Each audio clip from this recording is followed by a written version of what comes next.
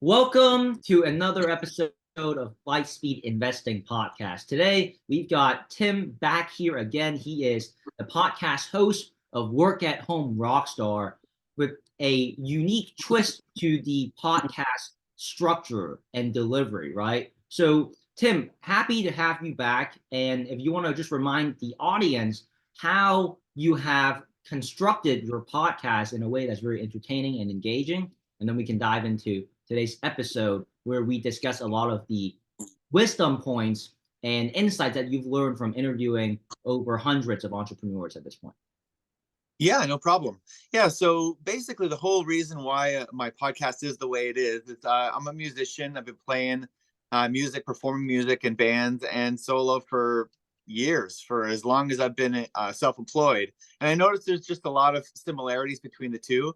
And I just wanted to create something that was fun and something that was different and something that was very informational, something that would help people who are trying to embark on some sort of entrepreneurial journey. Because I remember when I first started on my entrepreneurial journey, I mean, it was a lot of things that kind of just hit me by surprise that I wasn't expecting. I think many of us, when we start our own business, we think, okay, well, I'm good at X, and we find out really quickly that like 80% of running a business has nothing to do with X. It has to do with all this other complexity of running the business. And I thought putting together some sort of analogy to talk about these things would be a good way to do that, and that's what I've done.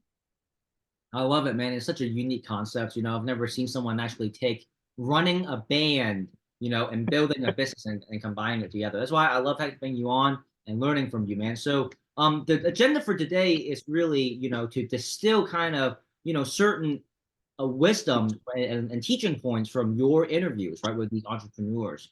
I love to hear, from your hundreds of interviews, what is the most valuable wisdom and gold nuggets that you've gotten, mistakes to avoid, as well as challenges and obstacles where they had to get back up, and demonstrate the true spirit of being resilient, right, in business. So why don't we go ahead and start by your most memorable, go wisdom or nugget that you learned from your fellow successful work from home entrepreneurs. Oh man, there's so much. I think I'm coming up on probably 300 interviews, I think now. Right. And so there's been a lot, but there are some themes that keep coming up, and I think that's probably a good place to start. And the first theme, I think what you talked about, it's just resilience. And the good note and the bad note we talk about the story of success, the story of failure, and oftentimes these two are very intertwined. And we talked about that on the last episode, right? Where it tends to be that the biggest mistake that they can think of making ends up being the catalyst to move them towards the highest point, something that comes afterwards. And that's really, really common. It just seems as though really getting up is and keeping on going is the most important thing. Because I mean, we all do hit roadblocks, right? And some of the actually, one that has come up multiple times that I'll talk about is about partnerships in business. And this one has come up, and it's been a big one, right? Because what happens is that, and I get this. So when someone starts a business, you think, okay, well, I'm just me, I'm starting this thing on my own. I don't have all the skills and all the, requirements necessary to run this huge business that I want to build, right? And so you think, who can I partner up with? Who can I bring with me? And maybe between the two of us, we have enough, skills to get this business done. And oftentimes that has to do with just a lack of really confidence in yourself, because you technically don't need any partners. But what ends up happening is that you find somebody and you have complementary skills, and so you get into business together. Well, it turns out that ends up being one of the biggest bad notes that has happened multiple times, because what happens is that people change. I mean, even if you had really great communication and you managed to figure out exactly what you're looking for, your partners, you're on the same page, everything's great. What happens in 5 years, 10 years time? Things change. We go in different directions. Maybe one of you decides you want to go in a different direction, and now all of a sudden your business is now tied to this person that doesn't have the same trajectory as you do. And that can cause your business to completely fall apart. You can lose your business. You can get sued. There are multiple stories, and they're all very bad when it Mhm. has to do with partnerships. And so I think that one of the things that a lot of business people will talk about is exit strategies.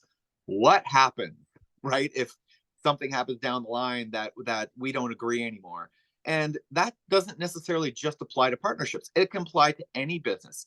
I mean, I think some of the more successful people on the podcast who have million dollar businesses or even more, they tend to talk about exit strategies. They build their business to sell right from the beginning. And Mhm. so I think that that's something that, even if you are just an entrepreneur that just wants to build something for yourself, you just want this little side income, it wouldn't hurt to have that conversation with yourself, with your partner, and just sort of try to structure it in a way that it could be sold. Because the Mhm. other possibility is that you could fall out of love with your business, but that doesn't necessarily mean that your business has to disappear. You could have a very good running business that is just not really for you anymore. And if you have that exit strategy figured out before you get into it, that can be something that can save you a lot. And you know what? You could actually make a good buck off of that too by selling that business to somebody who actually really wants it, right? I love it. No, those are some really great points.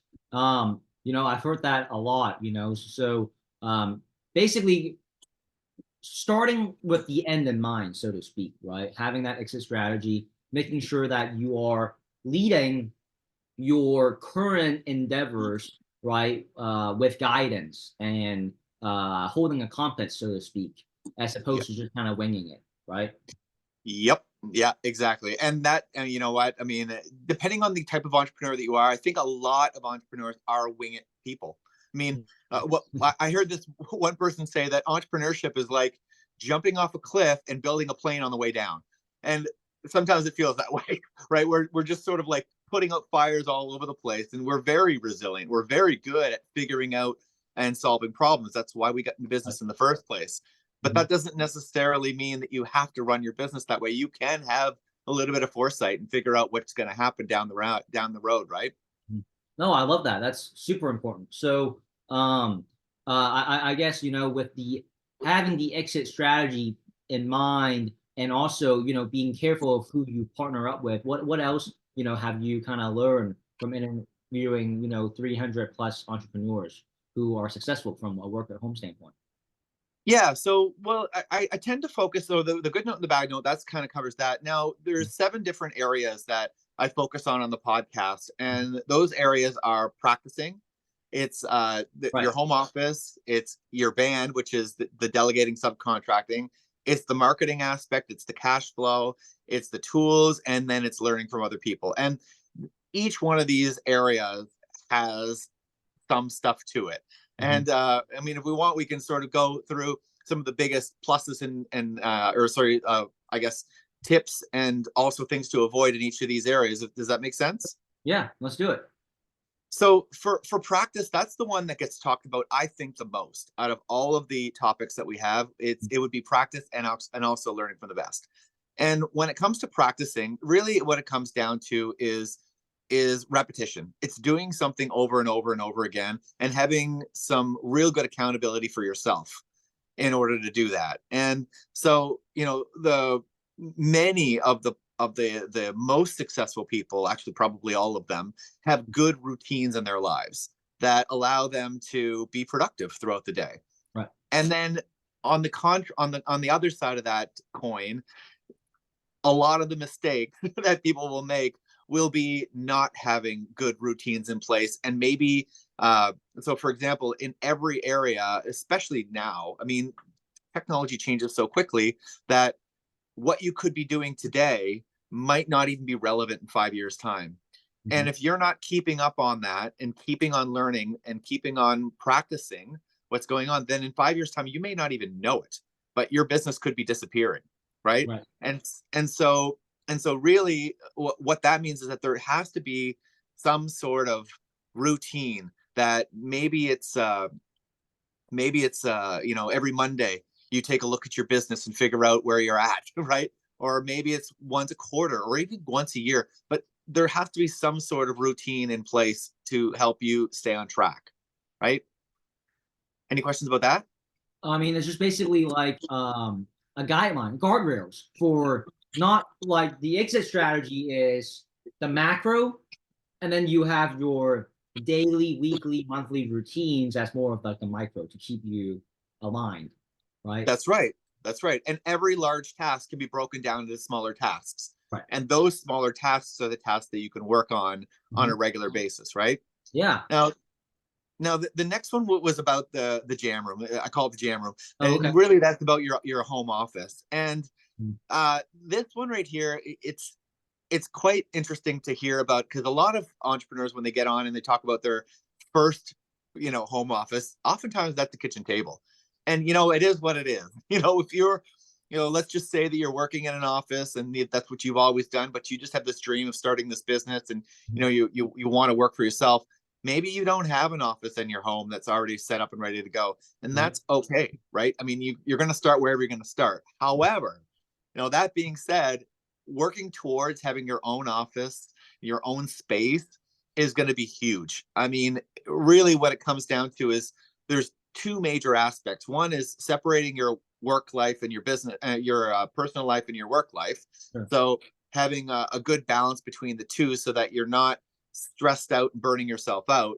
But Mhm. also it's having a way to teach the rest of your family or your friends that you're working, right? Because when you're working from home, you know, if you're sitting at the kitchen table, you know, if you've got kids or you've got a spouse, they can be, you know, asking you questions at all times, and you got to focus, right? Mhm. And I know we all know that. So having that dedicated space, and then putting lots of inspiration into that space Mm. as much as you can. That when you walk into that home office to that office, you are excited to work. And I mean, most of us when we start a business, we are excited about our business. So if we can make that space something that we're excited to get into, and it just, you know, sparks those juices to go, then that's going to be huge, right? Well, that reminds me of it's culture building, right? So you're setting up boundaries, obviously, by separating the two and not allowing people to interfere with your workspace. But then on top of that, when you say putting inspiration, in your workspace, that is, a form of establishing culture, even though, you're an army of one, so to speak, as opposed to having team members with you. But that's still important because it instills the culture of whatever quotes that resonates with you, and it helps keep you, in an uplifting spirit, right? To keep going and to have resilience when things are not maybe going the way that you want them to. You bet. And when you mention culture, that's a great segue into the next topic, which is about the band. It's the people that you have around you. And here's Mm. something that I found interesting. And I mean, it makes sense, but a lot of times when I talk to somebody about, you know, how do you find, you know, good people? Oftentimes what they talk about more about finding the skills that they need in their business, it's about the attitudes of the people that they're bringing on board, Mhm. right? That tends to be the trump, right? It's like I'd rather find somebody with a great attitude and Yes, teach them the skills than absolutely. find someone with great skills who has a terrible attitude, Yeah. right? And for you, what position were you in the band? Were you a guitarist? Were you the singer? Yeah, I'm the singer and I'm the guitarist, so I'm Oh, so the you're band like you're the leader. lead guy. You're the lead. Yes. All right, I love it. So hey, actually, I would love to connect that back to the opening statement, the good note and the bad note, which is going into business with partners who have complementary skill set. Would you Mhm. say if the attitude and the alignment of mindset is there, then that kind of overrides, what you mentioned? In re- Absolutely. Absolutely. It makes it enjoyable. It makes it fun. Like you know, even in my band. So we'll talk about my music for a little bit. Well, when I Mm, first started, I mean, you get better as time goes on. I mean, I'm a lot different musician now than I was 10, 20 years ago. And at that time, you know, I was pretty new. And yes, I did one of the things that I've always done is I've always wanted to be the the least experienced or the worst guy in the band. If I'm running the band, then I better put myself around people that are better than me. right? Otherwise, what am I striving towards, right? And so I think the business that works for business too. But on top of that, if you have people that you love playing with, even if they aren't the best in the city or the best in the world, they're people that are competent, they're better than you are, like, or at least on the same level as you are, and they're fun to be around and to play with. The band's still running. I've been doing this for 10 years in this particular band, and we're still having a great time, right? And it's just, over time, you just start to replace people, and you start to find people that are, maybe some people move on to other projects, but you tend to kind of like progress and get people that have more talent because you grow as well. And I think the same thing happens in business. You sort of Right. start with the people that you're having fun with and you're enjoying your business. And then as time goes on, you start to replace those people because you get better, they get better as well. And then as time goes on, as long as you're always having fun, because I do know on the flip side of that, bands that hire maybe the best guitarist in the city, but he's too picky, he's really difficult to work with and all that stuff. Well, they tend to fall apart because it's Yeah. just not fun, right?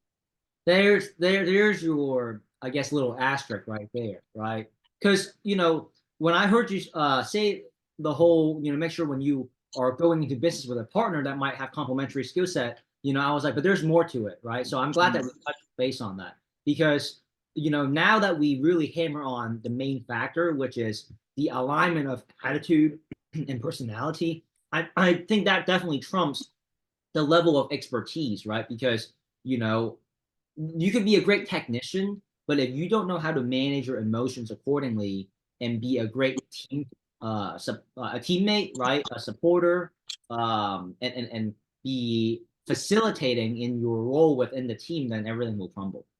Yep, I agree. I agree. And then the next part of it is talking about keeping the hat full or the guitar case full, making money, right? And you know what? This is probably the best analogy out of the entire formula that I have, because when you talk about musicians, man, we are totally notorious for undercharging for our work, right? Mm, You're just like, oh, I just love to play. I'll play for free. And you know what? It's one of those things where if you really love what you do for a business or for a job or for mhm. music, you tend to you tend to not really even want to charge for it. It's one of those things where mixing business with pleasure and all that stuff. But isn't that funny that we sort of have this programming that work is supposed to be hard, it's supposed to suck, all that stuff. When in reality, it doesn't have to suck. You can enjoy what you do as Right. long as you're providing really good value for the person on the other side. Because let's face it, the person on the other side that you are solving problems with, they're pumped to have you solve those problems. That's They've true. got those problems. They can't solve them. If I'm hiring somebody to play some entertainment for my venue, well, I'm doing that for a reason. I want to bring people in the door. I want people to have fun. I want Mhm. to I want to create an environment in my business. That's why I hire that entertainment. And in order for me to get what I want, I'm happy to pay for it, right? Mhm. And that's what happens in our businesses. A lot of people, when they start a business, they don't know how to charge for what they provide, and it's one of those things where you can shoot yourself in the foot too, because it if you aren't charging enough for what you do because you just like what you do, eventually you're going to be in rough shape, right? You're not going to be making enough money, and Right. now you're going to be in a situation where you're desperate. And so you might end up being in a situation where now you need money. So not only are you taking on clients that you shouldn't be taking on, but you might be even overcharging at this point because you're just so desperate. Oh, I just need a job. I'm just going to charge this crazy amount of money for this thing that I'm going to do because I just need the money right now. Right. Whereas if you were to just take a step back and go, okay, what kind of value am I providing to this client? Is there a direct return on investment that I can map to? And in most businesses, there is a direct return on investment. You can figure out exactly what they're going to make by hiring you. And you can set your fees according to that, right? And you can always increase your fees over time Mhm. and get comfortable with doing that. But if you start somewhere, then you have this like this that you're treating all your clients the same way, Right. And the ones that are like what you do, they'll be happy to pay you more as you get better at what you do. You get more efficient at it. But it's really important to recognize that just because you love what you do, it doesn't mean that nobody has to pay you for it. Right. No, I love that, man. That's a great reminder for entrepreneurs out there who uh, may and intentionally be making things harder, right, than they should be. Right. And then the last 2 points, the sixth one is about the instruments. So it's about the tools that you choose to use in your business. And this one is there's just so many things to talk about here. The good news, the good part of it is that there are tools for just about everything. And now that AI is coming into full force, like this is a tool that is going to make a lot of people's businesses a lot easier to run, which is Right. great. Yeah, It's that's true. also going to make a lot of people's businesses a lot more competitive. And it's also going to make things a little bit harder, I think, in some aspects, because now the competition is going to be able to do what you do pretty quickly, Yeah. right? So being up on the trends on what's going on in technology and what kinds of tools that you can use. In music it would be, you wouldn't use, and maybe you would, some guitars actually do keep their value pretty good, but you wouldn't necessarily go to a gig with a big old piano, and drag it into the place, right, and be like, "This is my piano, I've been using this for 50 years."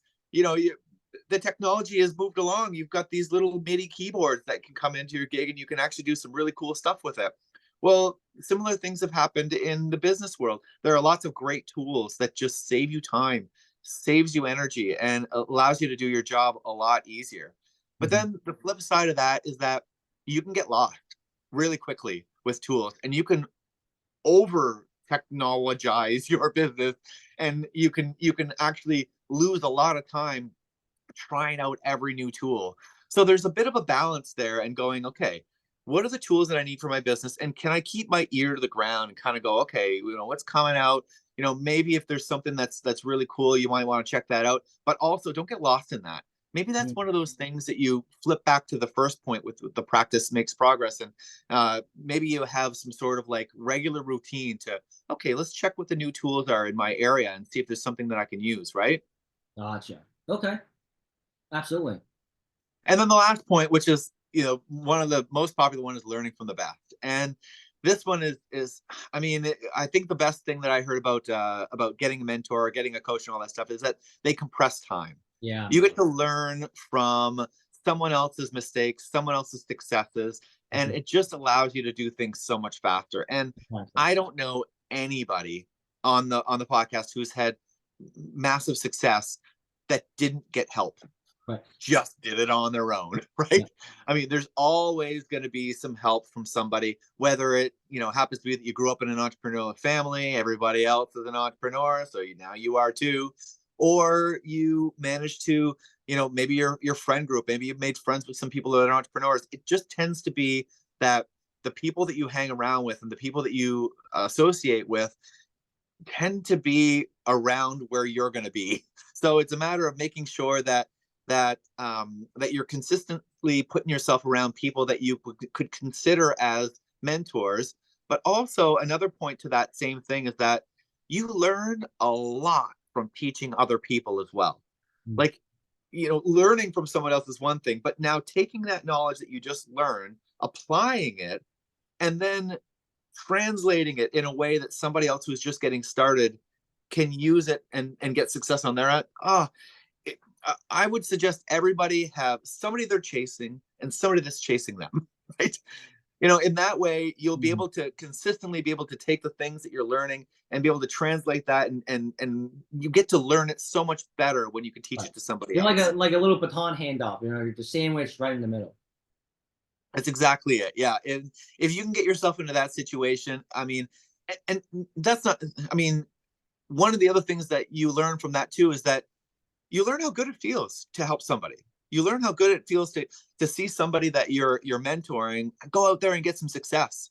And then that helps you to realize what it feels like to the person that you think that you're bothering Right. by going and trying to get, advice from them. You're Yeah. not bothering them. They're loving it. I mean, if you're hungry and you're excited about what you're doing and you're willing to learn, they love talking to you. They really do. And for you, what are the best stories you've heard around this concept of learning from the best? Like, how did they seek out mentors? And how, what was the conversation like? Yeah. So for most of the people that are seeking out mentors, especially now, it is really great because what happens now is that the best way for someone to build your own business right now is to actually be a content creator. It's to actually go out there and try to help people with free content, with content that actually is their marketing funnel. So this is a huge benefit to us. You basically have people that are very, very good at what they do, that their entire business model runs around providing some sort of teaser content to help you learn from them and get comfortable with their message so that you can go hire them as a mentor. So there's never been an easier way to find a mentor than to go and consume some of their free content and get to know about what they are and how they can help you, and then take that and contact them and hire them for maybe some one-on-one stuff. So this is a huge deal right now. Now, I mean, I do have some guests out that, back 20 years ago, when that wasn't really the case, would go to a seminar and literally go up to the front and go talk to the to the speaker and ask if they can work with them. That's true. And that worked too, because they're there for a reason, right? And is it expensive? Absolutely. I mean, I've heard some crazy numbers: 50, $100,000 in coaching Yeah, in short time, 6 month absolutely. time frames, people that have spent that money and they think it was worth it. Like, so Right. I mean, to me, I'm like, okay, well, if that person is now where they are right now and they felt like that was worth it, then that's great. Now, on the other side, I'll mention something else too, is that I've also had people that spent that kind of money and didn't necessarily get anything from that particular person that they hired, but they still think it was worth it because of what they learned and how it led them to something else. They learned what they shouldn't be doing, or they learned something that didn't work for them, and they took that experience, that failure, and they used it to create something good out of that. So, it's one of those things where I don't think I've had anybody, it Hmm. might have been one, but I can't think of anybody off the top of my head that went out there and spent a huge amount of money on coaching and didn't feel like it was beneficial to them in the long run. No, I'm totally with you, man. And with that, we are out of time for today's episode. I really enjoy breaking down all of these different aspects that tie into how you structured your podcast.